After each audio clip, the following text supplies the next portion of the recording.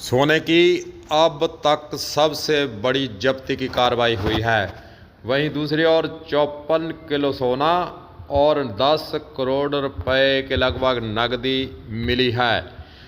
54 kilo सोना सुनकर हर व्यक्ति के जहन में आता होगा, इसका अगर हम बाजार मूल्य आंकें तो जीरो लगाते लगाते ही थक जाएंगे, और इसको जीरो लगाने के बाद गिनना भी होगा मुश्किल, क्योंकि 54 किलो सोना जो प्राप्त हुआ है, जो जब्त किया गया है, उसकी कीमत आप जानकर हैरान हो जाएंगे। क्योंकि सोना देश के अंदर बड़ा महंगा है, गरीब के लिए सोना खरीदना हो गया मुश्किल, और धनवान के लिए यह सोना ज़रूर खरीद सकता है। जिसके पास सोना पड़ा है वह है करोड़पति, और जिसके पास नहीं है वह सैकड़ों पति ही माना जाएगा।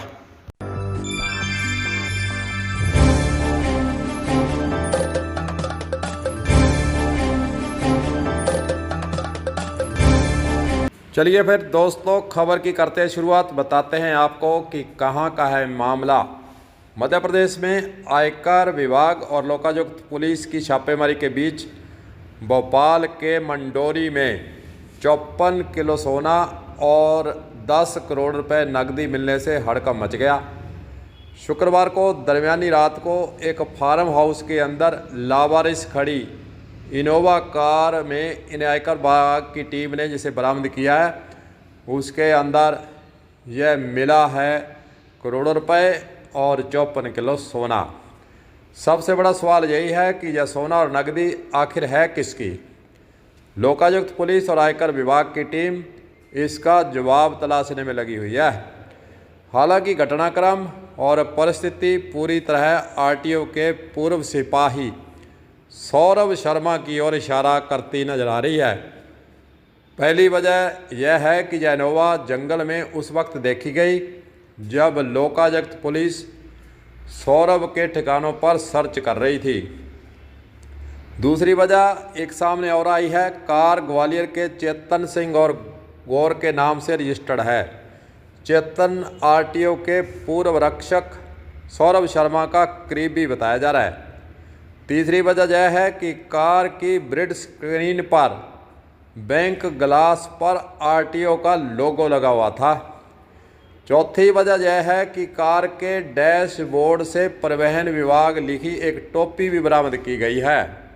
वहीं दूसरी ओर छापेमारी के दौरान सौरभ के ठिकानों से 8 करोड़ से ज़्यादा की अचल संपत्ति भी मिली है। लोकायुक्त पुलिस ने गुरुवार को सौरभ के भोपाल में E7 अरेरा कॉलोनी स्थित 2 घर और दफ्तर पर छापा मारा था। टीम को 2.34 क्विंटल चांदी की सिल्लियाँ भी मिली हैं और 1.72 करोड़ रुपए नकद वहां पर प्राप्त हुए हैं।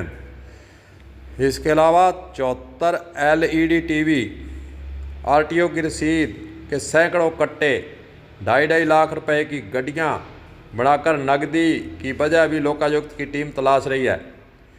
आयकर विभाग ने रियल एस्टेट व कंस्ट्रक्शन की जुड़ी 3 कंपनियों पर भी छापेमारी की गई है। करोड़पति सिपाही के ठिकानों से 2.34 क्विंटल चांदी की सिल्लियाँ, 22 लाख की घड़ियाँ, 15 लाख लेडीज पर्स भी वहां पर बरामद किए गए हैं। जो कार वहां पर बरामद की गई है वह ग्वालियर के लक्कड़खाना इलाके में रहने वाले चेतन सिंह गौर की है। चेतन के पिता प्रताप सिंह सेंट्रल बैंक के पीछे बनी बड़ौदा कोठी में रहते हैं। इसी में किराए की दुकान है। वहां पर बैठे युवक ने जानकारी देते बताया कि परिवार शादी में गया है। चेतन का भोपाल में पेट्रोल पंप भी लगाया हुआ बताया गया है। 4 वर्ष से भोपाल में वह रह रहा है। चेतन सिटी सेंटर में अपने भाई मोनी के साथ वाटर प्यूरिफाई एजेंसी भी चलाता है। चर्चा यह भी है कि हाल में चेतन ने बड़े बांध का ठेका भी लिया है। वैसे देखा जाए तो जो कार है वह फार्म हाउस के अंदर पकड़ी गई है। यह फार्म हाउस किसी विनय आसवानी का बताया जा रहा है। विनय आसवानी कौन है, इसकी भी जांच जारी है। यह भी सामने आ रहा है कि कार उसी प्लाट पर खड़ी मिली जिन्हें आरके स्टोर के संचालक ने कुछ समय पहले ही काटा था। फार्म हाउस की बात कर लें तो नज़दीक स्थित एक खेत में काम कर रहे किसान ने अपने नाम नहीं छापने की शर्त पर कहा कि 4-5 बजे के बीच में 2 कार से 3 लोग आए थे। तीनों ने एक कार को फार्म हाउस के पार्क पर उसे कवर कर दिया। दूसरी ओर से तीनों मैडोरी की ओर चले गए। कार की नंबर प्लेट के ऊपर RTO लिखा एक प्लेट भी वहां पर मिली है। वहीं दूसरी ओर कार में आए एक व्यक्ति ने जाने से पहले इसे तोड़ दिया और कार पर हूटर भी लगा हुआ था। नकदी और सोना जो बरामद किया गया है वह 6 दिसंबर के बाद अखबार के अंदर लपेटे हुए मिला है। कार में अखबारी कागज में सोने की सिल्लियाँ और कपड़े में अखबारी कागजों के लिपटे नोटों के बंडल मिले हैं। अखबार पर 6 दिसंबर 2024 प्रिंट है। सवाल जा खड़े होते हैं कि पुलिस ने कार पहले देखी, कार्रवाई क्यों नहीं की। प्रत्यक्षदर्शियों के अनुसार पुलिस ने इस लावारिस गाड़ी को सबसे पहले देखा था। ऐसे में बड़ा सवाल यह है कि पुलिस ने खुद सर्चिंग क्यों नहीं की, पुलिस बिना कार्रवाई किए क्यों लौटी। हालांकि भोपाल पुलिस के अफसर का कहना है कि 10 लाख से ज़्यादा के मामले में जब्ती का अधिकार जिला पुलिस कार्यालय को नहीं होता है, आयकर विभाग के पास इसका अधिकार होता है। ऐसे में सवाल यह भी खड़ा होता है कि बंद गाड़ी और बैग में कितनी रकम थी, इसका पुलिस ने पहले ही कैसे अंदाज़ा लगा लिया।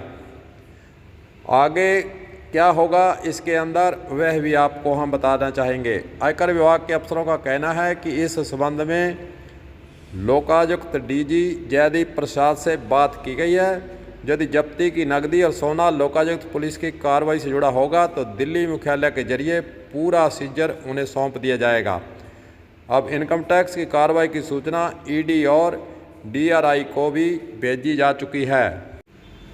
पूर्व RTO के जिस पूर्व सिपाही सौरभ शर्मा की बात की जा रही है, पूरा उस पर शक जा रहा है कि वह विदेश भाग चुका है। दोस्तों से पता चला है कि सौरभ दुबई में है और उसने वहीं पर निवेश किया है। हालांकि उसकी मां ने गुरुवार को कहा था कि वह जयपुरिया स्कूल की फ्रेंचाइजी लेने के सिलसिले में मुंबई गया हुआ है।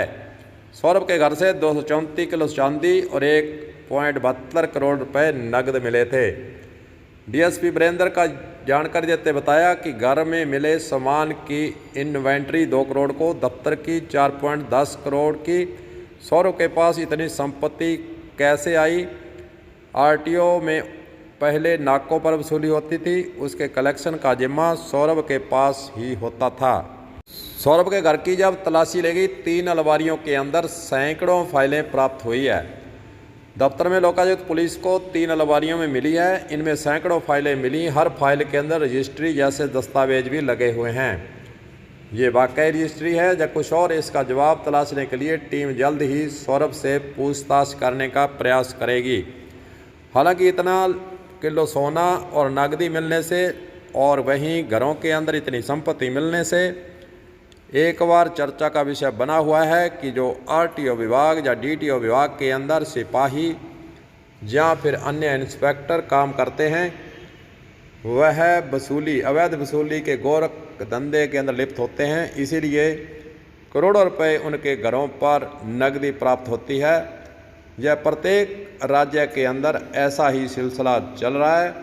अगर ED, इनकम टैक्स डिपार्टमेंट और पुलिस तीनों एजेंसियां मिलकर जितने भी जिला परिवहन अधिकारी कार्यालय हैं, चाहे राजस्थान हो, मध्य प्रदेश हो, पंजाब हो, हरियाणा हो, कोई भी राज्य हो, जो इनके अंदर अधिकारी कार्यरत हैं, उनके घरों की एक साथ अगर तलाशी लेना शुरू करें तो करोड़ों का खेल इन RTO, DTO और परिवहन विभाग के इंस्पेक्टरों या फिर इनके जुड़े हुए स्टाफ के घर पर छापेमारी करने के बाद बहुत कुछ मिल सकता है, बहुत कुछ खुलासा करोड़ों अरबों का हो सकता है। लेकिन ED, इनकम टैक्स, पुलिस, जितनी भी एजेंसियां हैं, उनके पास एक ही बहाना होता है कि शिकायत हमारे पास आएगी तो हम जांच करेंगे।